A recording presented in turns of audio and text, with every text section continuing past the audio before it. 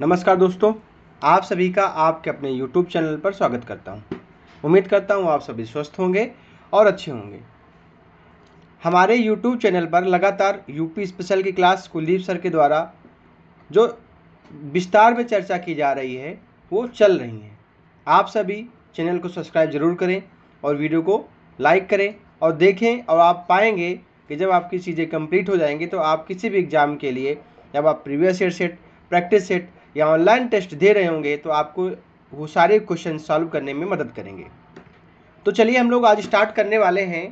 Computer के कुछ जैसे चल रहे थे, कंप्यूटर के ऑब्जेक्टिव टाइप क्वेश्चन चल रहे थे, तो एआई पर आधारित कुछ प्रश्न हैं जो आपके लिए इंपॉर्टेंट है। आपके सिलेबस में ये क्वेश्चन दिए गए हैं कि ये क्वेश्चन एआई से संबंधित प्रश्न आपके सिलेबस में दिए हैं और वही आने वाले हैं। तो उसके कुछ 20 से 25 क्वेश्चन हम लोग करेंगे और एक जल्दी जल्दी उनको सॉल्व करते हुए आगे बढ़ेंगे और अपनी नोटबुक में नोट भी करते चलेंगे कि क्या आंसर, इसका आंसर क्या होगा। ठीक है, सबसे पहले तो एआई क्या होता है। एआई आर्टिफिशियल इंटेलिजेंस होता है।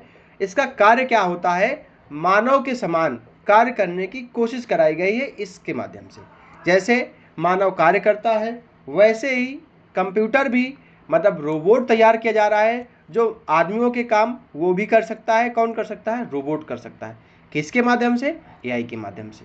ठीक है, तो मनुष्य का काम सरल बनाने के लिए, सीधा सीधा मनुष्य की जगह में रोबोट काम करने के लिए एआई मॉडल पर आधारित काम हो रहा है। तो उससे संबंधित कुछ प्रश्न पूछे जाने हैं आपके पेपर में, उन्हीं को हम आज लेके आए हैं। तो उम्मीद करते हैं आप सभी को ये समझ में आएगा और आप वीडियो को अंत तक देखें, वीडियो को लाइक करें, चैनल को सब्सक्राइब करना ना भूलें और बेल आइकन दबाना ना भूलें।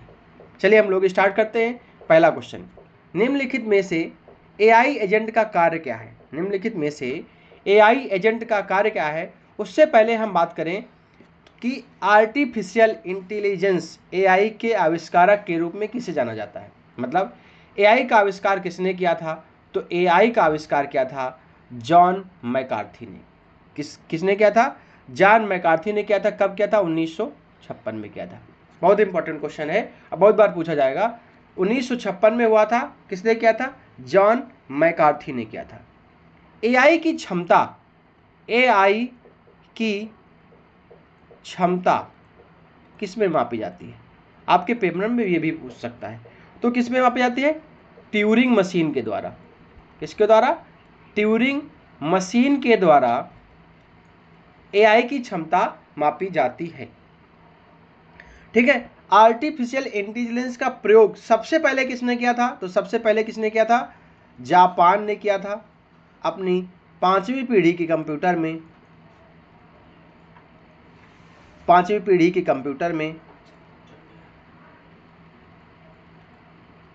ठीक है, कब क्या था? 1981 में किया था। कब किया था? 1981 में किया गया था। अगर एक क्वेश्चन इसमें यह भी पूछा जाता है कि सबसे पहले गेमिंग का आविष्कार किसने किया था?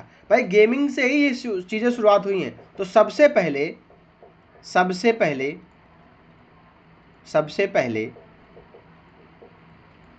गेमिंग का आविष्कार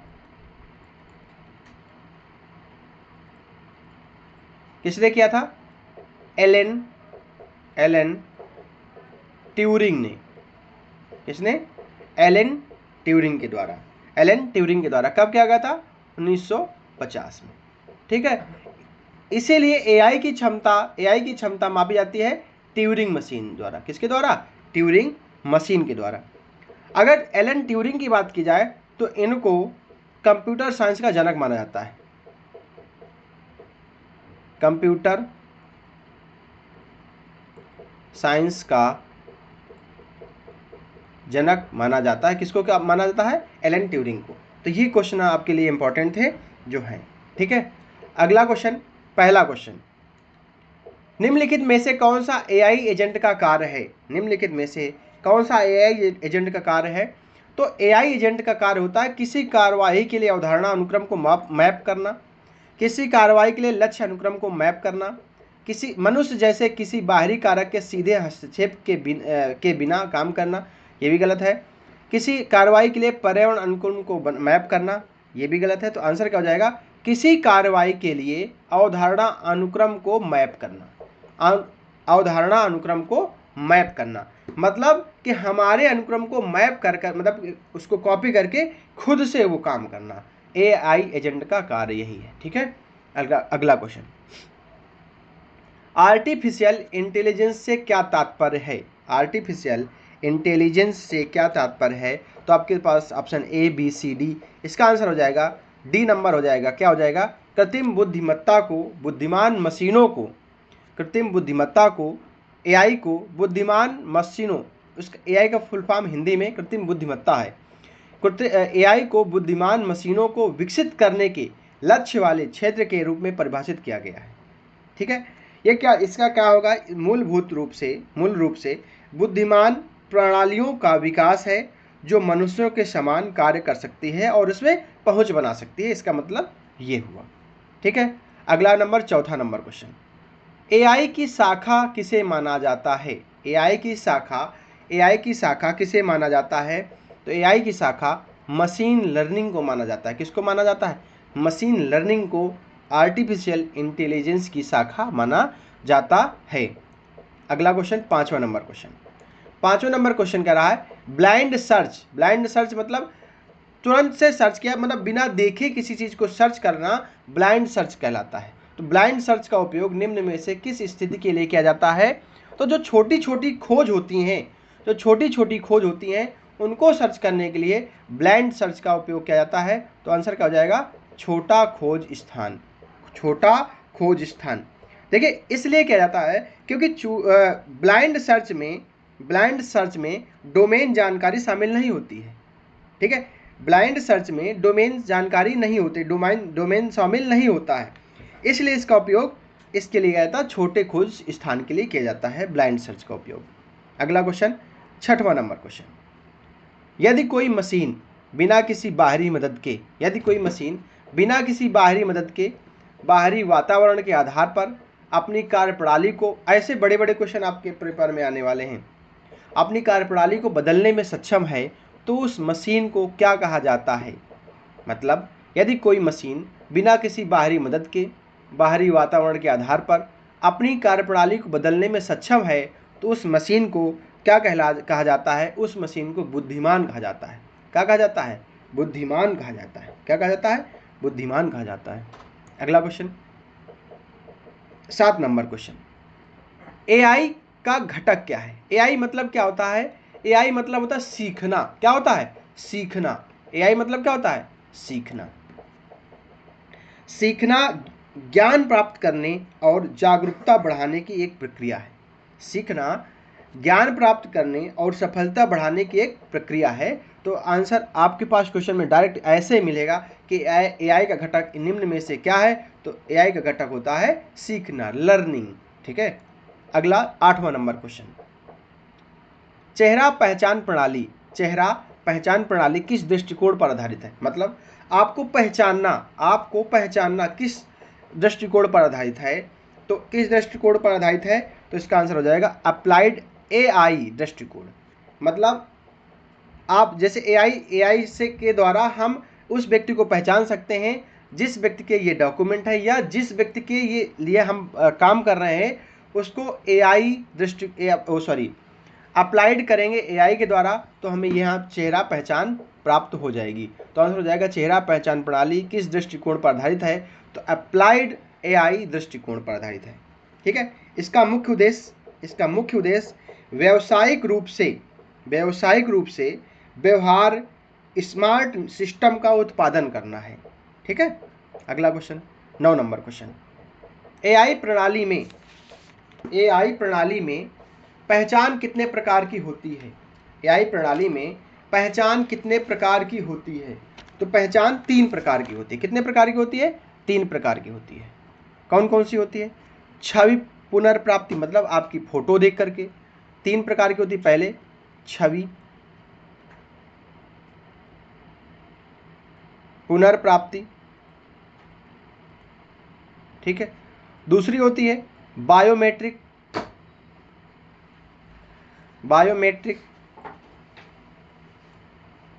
तीसरी होती है लिखावट के आधार पर। आप बैंक में जाते हैं, आपके साइन करवा जाते हैं, बायोमेट्रिक होती है, आपकी फ़ोटो भी देखी जाती है। तो एआई में पहचान प्रणाली कितने प्रकार की होती है? 3 प्रकार की होती है। 10 नंबर क्वेश्चन, नियम आधारित प्रणाली में प्रक्रियात्मक डोमेन ज्ञान को किस रूप में वर्गीकृत किया गया है? तो उत्पादन नियम के रूप में वर्गीकृत किया गया था। किसके नियम के आधार पर? उत्पादन नियम के अनुसार वर्गीकृत किया गया है। 11 number question, the animation game कहा जाता है, द एनिमेशन गेम किसको कहा जाता है? टर्निंग टेस्ट को कहा जाता है। किसको कहा जाता है? टर्निंग टेस्ट को एनिमेशन गेम कहा जाता है। अगला क्वेश्चन 12 नंबर, एआई एजेंट का उपयोग करके अपने पर्यावरण के साथ बातचीत कर सकता है। तो किसके आधार पर? सेंसर और धारणाकर्ता के आधार पर हम लोग पर्यावरण के साथ बातचीत कर सकते हैं। किसके द्वारा? सेंसर और धारणाकर्ता के द्वारा। अगला क्वेश्चन 13 नंबर क्वेश्चन, अवलोकन वातावरण कितने प्रकार के होते हैं? अवलोकन वातावरण 2 प्रकार के होते हैं। कितने प्रकार के होते हैं? 2 प्रकार के होते हैं। कौन कौन से होते हैं? पूर्ण वातावरण और दूसरा होता है आंशिक वातावरण। आपको यह भी पूछ सकता है पूर्ण वातावरण और आंशिक वातावरण, ये हम यहाँ ये भी दे सकता है। ठीक है। अगला 14 नंबर क्वेश्चन, एआई एजेंटों के लिए रचनाएं हैं। एआई आर्टिफिशियल इंटेलिजेंस एजेंटों के लिए निम्न में से कौन सी रचनाएं हैं? तो आंसर हो जाएगा प्रोग्राम और आर्किटेक्चर। प्रोग्राम और आर्किटेक्चर दोनों हो जाएंगे। ठीक है। अगला 15 नंबर क्वेश्चन, एक आर्टिफिशियल इंटेलिजेंस एजेंट का उदाहरण है। एक आर्टिफिशियल इंटेलिजेंस का उदाहरण है, एक मानव भी हो सकता है, मानव की भांति कर सकता है, स्वायत्त अंतरिक्षयान भी हो सकता है, जैसे बिना मानव के अंतरिक्षयान एआई मॉडल पर चलता है।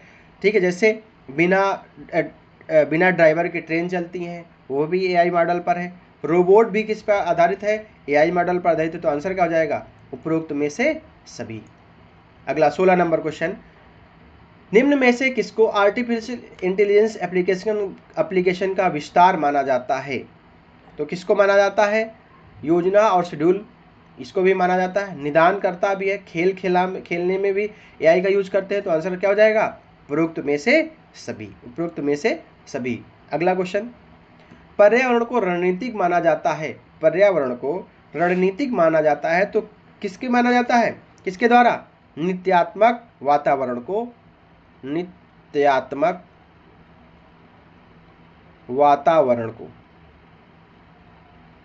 रणनीतिक माना जाता है। तो आंसर हो जाएगा नियतिवादी। ठीक है। क्योंकि वातावरण में आउटपुट एक विशिष्ट स्थिति के आधार पर निर्धारित किया जाता है। ठीक है। अगला क्वेश्चन 18 नंबर क्वेश्चन, निम्न में से एक प्रकार का कृत्रिम बुद्धिमत्ता एजेंट माना जाता है। निम्न में से एक प्रकार का कृत्रिम बुद्धिमत्ता एजेंट माना जाता है तो कौन सा हो जाएगा? सरल सिंप्लेक्स एआई एजेंट माना जाता है। एआई एजेंट सीख रहा, यह भी माना जाता है। लक्ष्य आधारित एआई एजेंट, यह भी माना जाता है। तो टोटल कितने होते हैं? 5 होते हैं। कितने एजेंट होते हैं? 5 एजेंट होते हैं। कितने एजेंट होते हैं? 5 एजेंट होते हैं। पहला एजेंट, चलिए हम लिख देते हैं पूरे, आधारित एजेंट, आधारित एआई एजेंट। दूसरा लर्निंग एआई एजेंट। तीसरा simple reflex AI agent, simple reflex AI agent. ठीक है। चौथा यूटिलिटी आधारित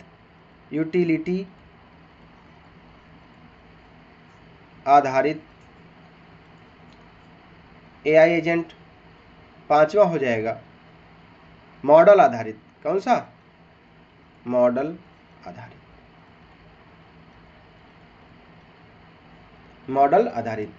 अगला 19 नंबर क्वेश्चन, एआई अनुप्रयोग नहीं है तो डिजिटल सहायक भी होता है, प्राकृतिक भाषा प्रसंस्करण भी होता है, कंप्यूटर विजन भी होता है, क्या नहीं होता? डाटा प्रबंधन प्रणाली नहीं होता है। अगला 20 नंबर क्वेश्चन, आर्टिफिशियल इंटेलिजेंस में निम्नलिखित में से कौन सा प्रस्ताव प्रतीक है? कौन सा प्रस्ताव प्रतीक है? तो ये क्या करता है? सत्य और असत्य की जांच करता है, सत्य और असत्य की जांच करता है। अगला और ये लास्ट क्वेश्चन है, एआई के लिए सामान्य भाषा है, तो एआई के लिए सामान्य भाषा हो जाएगी पाइथन। कौन सी हो जाएगी? एआई के लिए सामान्य भाषा हो जाएगी पाइथन। यदि आप भी जूनियर असिस्टेंट से संबंधित एक ग्रुप बना हुआ है जिसमें से कम 150 से 200 लोग उस ग्रुप में जुड़ चुके हैं, व्हाट्सएप ग्रुप में और टेलीग्राम ग्रुप में, जो आपके लिए टाइपिंग और एग्जाम से संबंधित जो सूचनाएं होती हैं वो दी जाती हैं। उसके लिए बाद में जो आप लोग आपस में पढ़ाई करते हैं उसके बारे में डिस्कस करते हैं, टाइपिंग करते हैं तो उसके बारे में डिस्कस करते हैं कि कैसे हमारी टाइपिंग बढ़ेगी। उसके बाद में जो हमसे भी जानकारी मिलनी चाहिए होती है हम उसको भी देते हैं।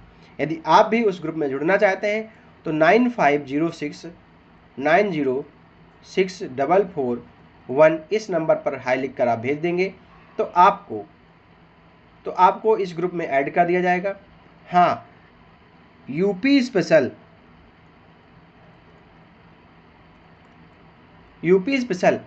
की डीप क्लास, डीप नॉलेज के साथ हमारे कुलदीप सर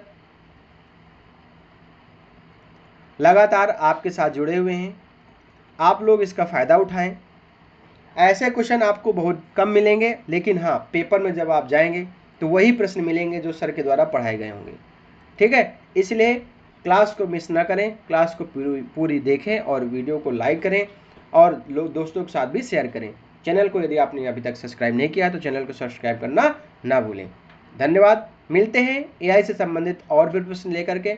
लगभग जब 100 क्वेश्चन आपको करवा देंगे तो आपको लगेगा कि एआई से संबंधित जितने क्वेश्चन हैं हमें मिल गए हैं और दोबारा से दूसरे से पढ़ने की आपको ज़रूरत नहीं पड़ेगी।